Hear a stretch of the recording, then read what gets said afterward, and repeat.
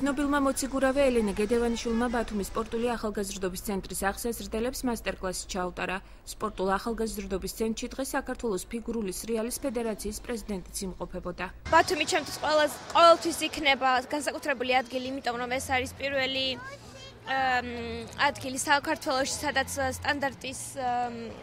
სტანდარტული ზომის ფიგურული სრიალის ყინული გაიხსნა და არ ვიცი, ყოველთვის ძალიან მიხარია ბავშვების ნახვა და ესე რომ უხარია და რომ უყვართ ფიგურული სრიალი, მეც იგივე ემოციები მაქვს, რაც ბავშვებს მე რომ ნახეს. ძალიან მიხარია, რა თქმა უნდა, კიდევ გვინდა რომ ჩამოვიდეს და კიდევ ერთხელ ვნახოთ და თუ ჩამოვა ძალიან გაგვახარებს. ელენე თავის გამოცდილებას უზიარებს მათ და მნიშვნელოვანია ახალ სიახლეებს, რაც საციგურაო სფეროში აცნობს ბავშვებს და ესეთი მასტერკლასები ხშირად ჩატარდება, ელენე ხშირად ჩამოვა ბათუმის საციგურაო მოედანში, იმიტომ რომ ეს ჩვენი ერთადერთი სტანდარტული საციგურაო მოედანია. მოციგურავეებს დღეს ბათუმის მერის მოვალეობის შემსრულებელი ჩეხდა და მათ სპორტის ამ სფეროში დაგეგმილ პროექტებზე ისაუბრა. გიორგი ერმაკოვის თქმით, მერია სპეციალურ პროგრამებზე მუშაობს.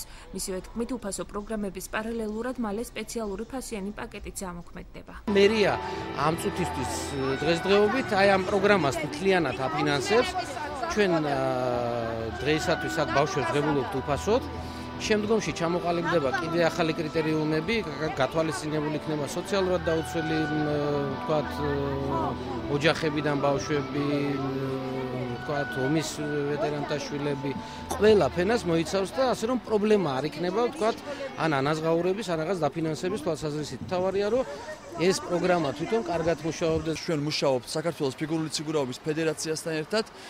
ძალიან მნიშვნელოვანია ჩვენთვის, რომ ყინულის მოედანი ჩვენი თანამოქალაქეებისთვის ამავდროულად გახდეს ძალიან მიმზიდველ სპორტულ ობიექტად. საკრებულოს ხდომაზე IP სპორტულ ახალგაზრდულ ცენტრს აქვს შეთავაზებული პაკეტი, რომელშიც შედის სოციალური და ამავდროულად კომერციული საქმიანობაც. იქ იქნება განსაზღვრული მარტის ბოლოს იქნება სავარაუდოდ განსაზღვრული ფასები ყველა მომსახურებაზე, რომელსაც შესთავაზებს IP სპორტულ ახალგაზრდული ცენტრი ბათუმის მოსახლეობას. ყინულის სასახლეში სწავლებას ამ ეტაპზე 450 მოციგურავე გადის, რომელთაგან 3-მა რამდენიმე დღის წინ ბუდაპეშტში ფიგურულ მოციგურავეთა საერთაშორისო ტურნირში პირველი, მესამე და მეხუთე ადგილები მოიპოვა.